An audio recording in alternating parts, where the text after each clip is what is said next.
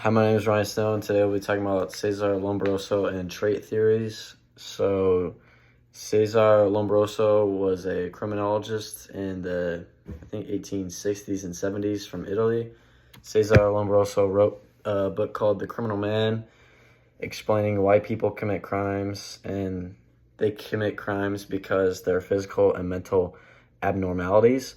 He did this by studying prisoners and dead people and a few mentally ill people to see if he could find any correlation between their similarity in looks, and try to pinpoint that could be the reason that they commit crimes.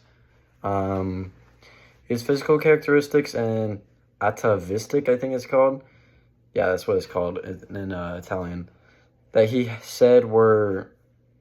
said defendants had were a large jaw, dark skin, non-asymmetrical face, big thighs. He can, a quote from the History Channel says he compared prisoners' appearance similar to savages and apes. He also said, thus were explained anatomy, the enormous jaws, high cheekbones, and other features found in criminals. He continued, these features corresponded, he argued, to a love of orgies and irresistible craving for evil force on sake, desire not only to extinguish life in the victim, but to tear up the corpses and eat their flesh and drink their blood. It's a real quote from Cesar Lombroso. A little weird, in my opinion. I do believe the most glaring issue in this is how he compared criminals to savages and apes, and he also said that they all had dark skin, which is pretty racist, in my opinion. He's talking about a black person. He's basically saying only black people commit crimes. But during this time in the mid-1800s, many people would consider Africans to be savages and less than white people in a hierarchy. So definitely think this is pretty racist. Let's see. What's the next question? Additionally, in your opinion, do offenders tend to exhibit specific physical or personal features that set them apart?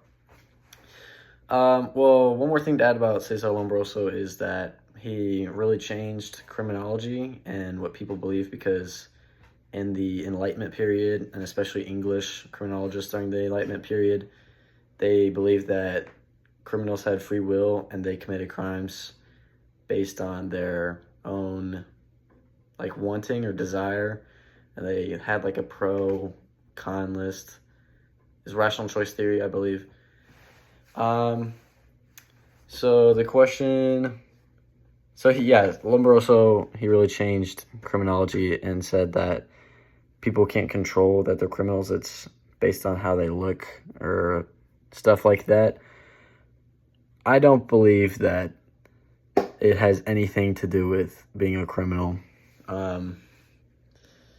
The arrest rates of certain races in the United States would tend to agree with Cesar Lombroso, but I don't think that has anything to do with it. You have to look at someone's social life, and I do believe in the rational choice theory. I think people choose to make crimes. No one really forces them unless they do, in some criminal stuff, but 99% of the time, they're just choosing to commit the crime.